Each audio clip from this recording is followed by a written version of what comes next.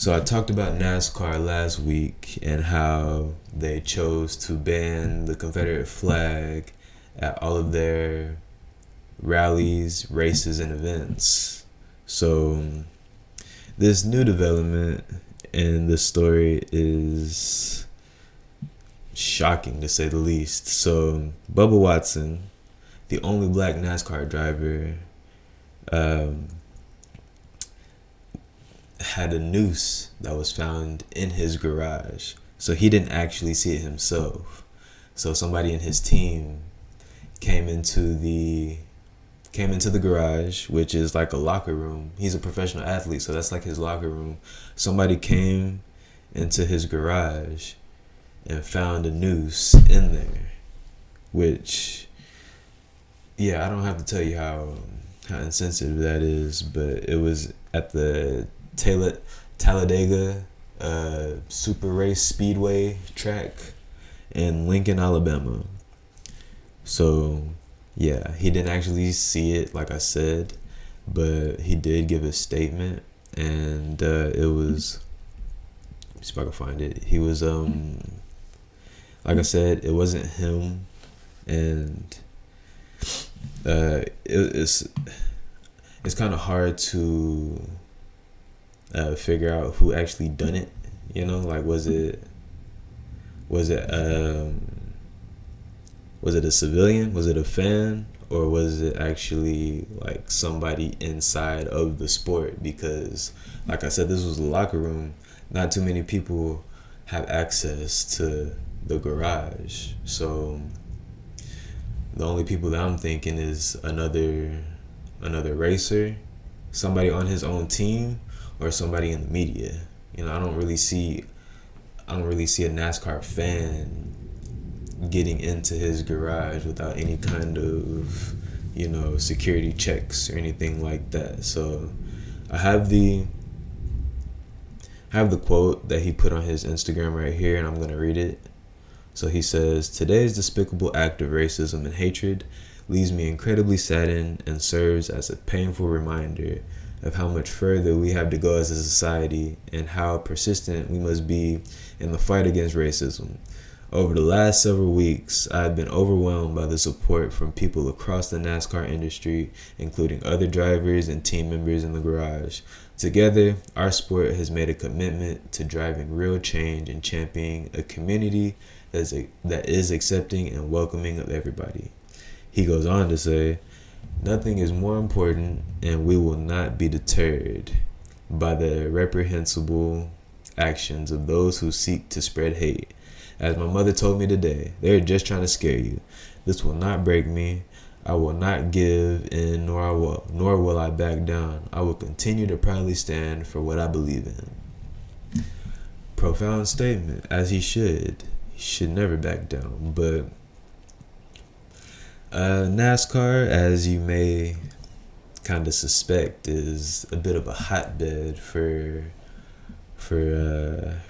the MAGA enthusiasts, for the Confederate flag flyers, and for NASCAR to even implement this is very, I wouldn't even say courageous, because it's just, it's a business, so they're covering themselves more or less. But for them to just have such a concentrated base of anti-Black Lives Matter sentiment, all lives matter people, for them to have, I don't necessarily want to say any numbers, but let's say 95% of the people that view NASCAR, because this sport did originate in the American South, you have a majority of people that are against Black Lives Matter, and for them to just say, hey, no more Confederate flags, it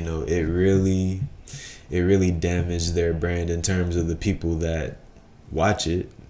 But in the long run, they did themselves a world of good. That's why I say. So they tried to implement this about 5 years ago. So 5 years ago was the stuff going on in Ferguson.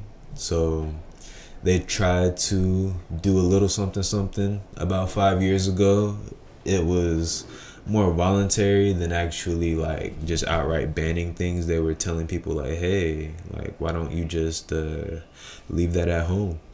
You know, so it didn't go over too well, and this isn't either. So the Talladega race, I believe that happened on Sunday.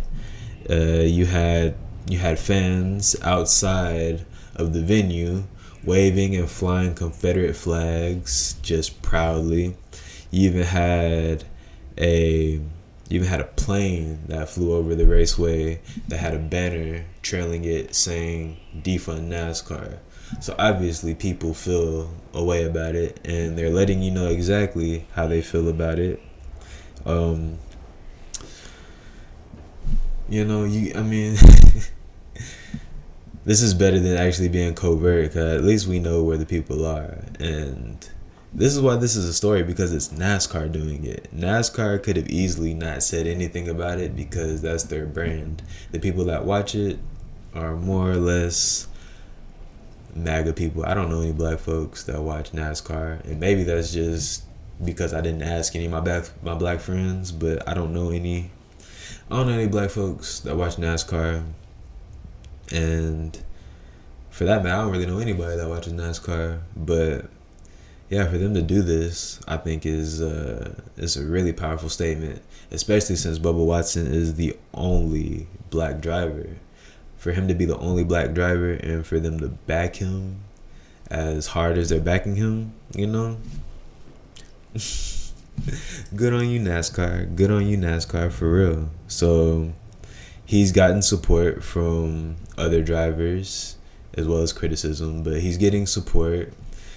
Dale Earnhardt Jr., a legend of the game, you could say. LeBron James, who isn't NASCAR, but he's supporting nonetheless. And yeah, I think this is really positive for NASCAR, considering what their history is. So they have their history, like I said, in the South, in Daytona, and a lot of their fans have a sentiment that is opposite of Black Lives Matter. And yeah, you can say that NASCAR as a brand and as a business, they are covering themselves, which they 100% are.